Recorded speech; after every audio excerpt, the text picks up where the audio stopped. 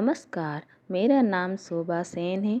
मेरा व्याख्यान का विषय है, क्या देश सेवा का महत्व खत्म हो रहा है?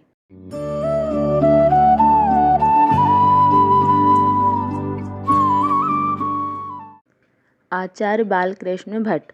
भाषा की दृष्टि से अपने समय के लेखकों में भट्ट जी का स्थान बहुत ऊंचा है।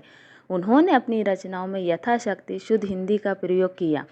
भावों के अनुकूल शब्दों का चुनाव करने में भट्ट जी बड़े कुशल थे। कहावतों और मुहावरों का प्रयोग भी उन्होंने सुंदर ढंग से किया है। आधुनिक हिंदी भाषा और साहित्य को प्रारंभिक स्वरूप देने में जिन रचनाकारों के नाम आते हैं, बालकृष्ण भट्ट उनमें एक है। वे एक सफल नाटककार, पत्रकार, उपन्यासकार और निबंधकार थे, जिन्होंने आत्मपरक शैली का प्रयोग किया। उन्हें हिंदी, संस्कृत, अंग्रेजी, बांग्ला और फारसी आदि भाषाओं का अच्छा ज्ञान था। वे भारतेंदु युग से लेकर द्विवेदी युग तक के लेखकों के मार्गदर्शक और प्रेरणा स्रोत रहे। भारतेंदु युग के श्रेष्ठ निबंधकारों में इनकी गणना होती है। उन्होंने राजनीतिक, सामाजिक, मनोवैज्ञानिक, साहित्यिक और नैतिक विषयों पर अपने निबंध लिखे हैं। भारतेंदु की व्याख्यात्मक तथा विचारात्मक शैली को विकसित किया है। इनके निबंध ब्राह्मण पत्र में छपा करते थे। उनके निबंधों में प्रगतिशील और सुधारवादी दृष्टिकोण दिखाई देता है। उनकी निबंध शैली की विविधता ने अनेक परवर्ती निबंध लेखकों को भी प्रभावित किया है।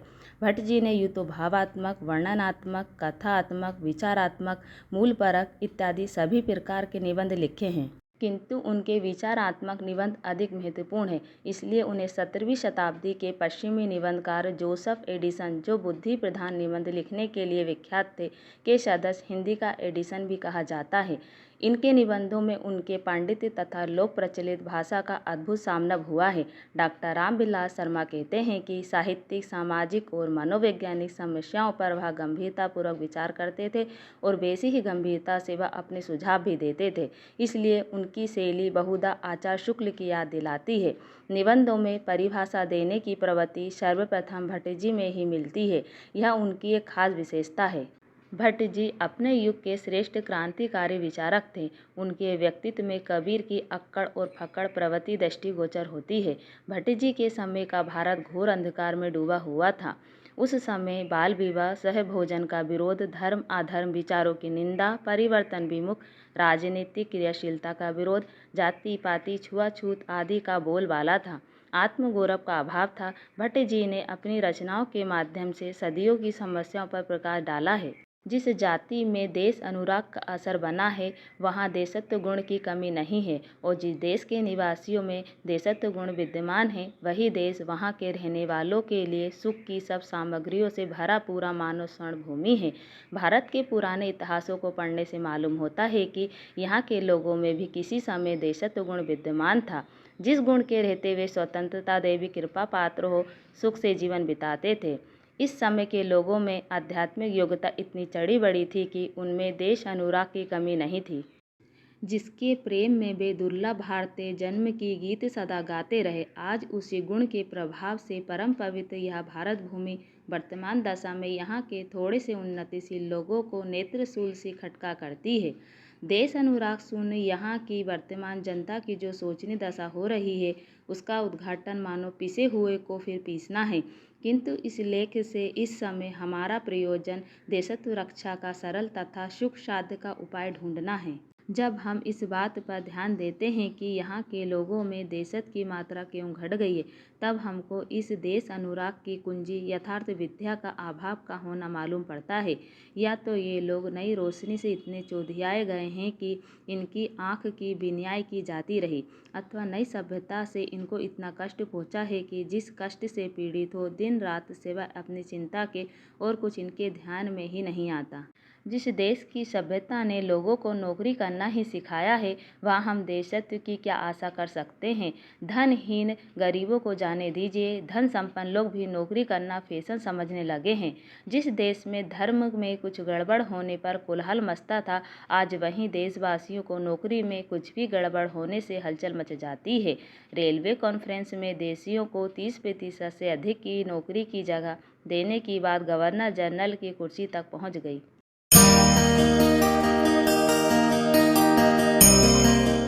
200 मासिक से अधिक की नौकरी मिलने पर गवर्नमेंट ऑफ इंडिया की मंजूरी की बात सुनकर देश वाले हाय नौकरी कहकर उछलने कूदने लगे।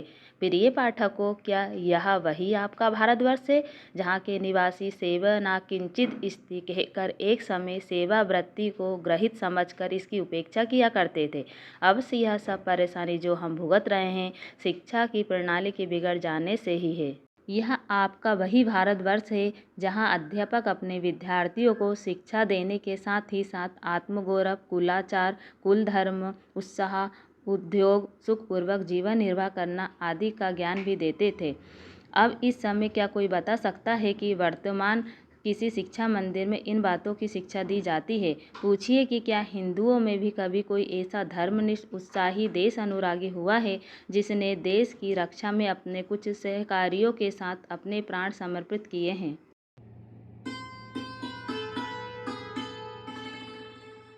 इन दिनों की वर्तमान शिक्षा का फल यह होता है कि देशत्व का अभाव दिन दिन बढ़ता जाता है। और क्यों न हो, जब बालकों को बाल अवस्था से ही उनके मन में बैठाया जाता है कि आर्य लोग वास्तव में यहाँ के असली पुराने बाशिंदे न थे। देशभक्ति किसी के लिए उसके देश के प्रति प्यार, सम्मान और गौरव की भावना को अभिव्यक्त करता है। भारत के बुजुर्ग नागरिक, विशेष रूप से जिन्होंने स्वतंत्रता संग्राम के दौरान उन अनेक कठिनाइयों को महसूस किया था, वे आज के युवा को देशभक्त नहीं समझते। हालांकि ये सत्य नहीं है। देश के युवाओं की विचारधारा पिछली पीढ़ियों से थोड़ी अलग है, परंतु इसका यह अर्थ बिल्कुल भी नहीं है कि उनके मन में देशभक्ति की भावना नहीं है। भारत के युवा वर्ग राष्ट्र के बारे में प्रेम पूर्वक विचार करते हैं, परंतु देश के सांस्कृतिक मूल्यों का अंधाधुंध पालन करने पर विश्वास नहीं करते, बल्कि ये देश के मूल्यों पर गर्व करने तथा देश की समृद्धि के विकास पर कार्य करने के लिए अग्रसर रहते हैं। वे खुद पर विश्वास करते हैं और राष्ट्र की जिम्मेदारी लेते हैं। देश के विकास में योगदान। हालांकि कुछ युवा तो पीछे बैठकर सरकार की तथा देश की व्यवस्था की आलोचना करते हैं, उनमें से अधिकतर देश को बेहतर बनाने के लिए कड़ी मेहनत करते हैं। हम सभी के एकजुट होने के कारण हमारे देश की प्रगति काफ़ी तेज़ी से विकसित हुई है, जिनमें से हमारे पास बेहतर शिक्षा प्रणाली, बेहतर स्वास्थ्य देखभाल, बेहतर बुनियादी ढांचा और स्थिर अर्थव्यवस्था आदि सुचारू रूप से शामिल है। यह हमारे देश के युवाओं के प्रयासों का परिणाम है। आज के युवा मेहनती और बुद्धिमान हैं और वो देश को अपने अनूठे तरीके से सेवा दे रहे हैं। देश के विकास के लिए विभिन्न क्षेत्रों में उनके द्वारा किए गए योगदान देश के प्रति उनके प्रेम के प्रतिबिंब को प्रदर्शित करता है।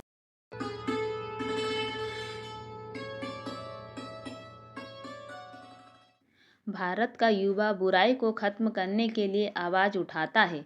भारत का युवा राजनीतिक नहीं है, यह सीधे दृष्टिकोण के साथ दिल से इसकी राय के लिए आवाज़ उठाता है। युवा बलात्कार, भ्रष्टाचार और आतंकवाद जैसी सामाजिक बुराइयों को खत्म करके देश को बेहतर बनाना चाहता है। भारत का युवा समाज सोशल मीडिया पर लगातार सक्रिय रहता है और हमारे समाज के लोगों को नुकसान पहुंचाने वाले विभिन्न सामाजिक मुद्दों जैसी अवसाद, आत्महत्या और ऐसी अन्य बुराइयों पर आवाज़ उठाता है। इसीलिए उन्हें गलत नहीं समझना चाहिए या कम करके नहीं आंका जाना चाहिए, क्योंकि वे देश का भविष्य हैं। देश के विकास के लिए परिवर्तन स्वीकार करना। युवा देश के भविष्य हैं और सबसे महत्वपूर्ण हिस्सा भी हैं, और वे अपने देश या इसकी छवि को नुकसान नहीं पहुंचा सकते। हालांकि बदलते समय के साथ वे इन संस्कृतियों में बदलाव लाना चाहते हैं, परंतु वे इसे नष्ट नहीं करना चाहते। दरअसल हमारे युवा समाज को प्रसन्न करने वाली पश्चिमी संस्कृति और विचारों को स्वीकार करना चाहते हैं। कुल मिलाकर हम यह कह सकते हैं कि युवाओं को देश के विकास में रुचि है और वह चाहते हैं कि राष्ट्र न केवल आर्थिक रूप से बल्कि सांस्कृतिक रूप से भी विकसित हो। वे अपने समुदाय के प्रति अधिक विचारशील, सहायक और सराहनीय हैं। युवाओं के बीच देशभक्ति सामाजिक, आर्थिक और राजनीतिक मुद्दों द्वारा देखी जाती है। वह उच्च शिक्षा के साथ स्वतंत्र रूप से अपने आदर्श नेताओं को वोट देने में समर्थ है। वह न केवल अपने नेताओं को वोट देते हैं, बल्कि आवश्यकता पड़ने पर उनकी आलोचना करने तथा पूछताछ करने में भी सक्षम होते हैं, क्योंकि वह यह अच्छी तरह से जानता है कि यह सरकार लोगों की, लोगों के लिए तथा लोगों द्वारा ही है। निष्कर्ष। वर्तमान समय में देशभक्ति की भावना खत्म हो रही है। इसका कारण यह है कि आजकल लोग अपने जीवन में ही उलझे रहते हैं। वे इतने अधिक स्वार्थी होते जा रहे हैं। स्वार्थी व्यक्ति सदैव अपने बारे में ही सोचते हैं और अपने स्वार्थ में सब कुछ भूल जाते हैं। अपने स्वार्थ को हर चीज़ में और हर किसी से ऊपर रखते हैं। दूसरी ओर देशभक्ति अपने देश के प्रति निस्वार्थ प्रेम को दर्शाता है। जो व्यक्ति खुद ही परेशान रहता है और खुद को ही महत्व देता है, वह कभी एक देशभक्त नहीं हो सकता। इन दिनों बढ़ती प्रतिस्पर्धा ने भी लोगों को स्वार्थी बनाने में अपना बहुत योगदान दिया है। प्रत्येक व्यक्ति आज धन कमाने में व्यस्त है ताकि वह अपने जीवन को और आरामदायक तथा उनके आसपास के लोगों की तुलना में और अधिक बेहतर बना सके। ऐसी परिस्थिति में किसी और चीज़ के बारे में सोचने के लिए शायद ही किसी के पास समय हो। लोगों ने देश के प्रति प्रेम तथा उसकी सेवा जैसी भावनाओं को लगभग भुला दिया है। देश के सुधार और विकास की दिशा में योगदान देने के बजाय युवा अब बेहतर जीवन शैली की तलाश में प्रवास कर रहे हैं। अगर लोगों की मानसिकता लगभग 100 साल पहले इसी तरह होती तो वे कभी भी एकजुट नहीं होते और देश की आज़ादी के लिए नहीं लड़ते। उस स्थिति में केवल अपने स्वार्थी आदर्शों की ही खोज कर रहे होते। अतः आज की युवा पीढ़ी को पुरानी पीढ़ी से देशभक्ति का महत्व सीखने की आवश्यकता है।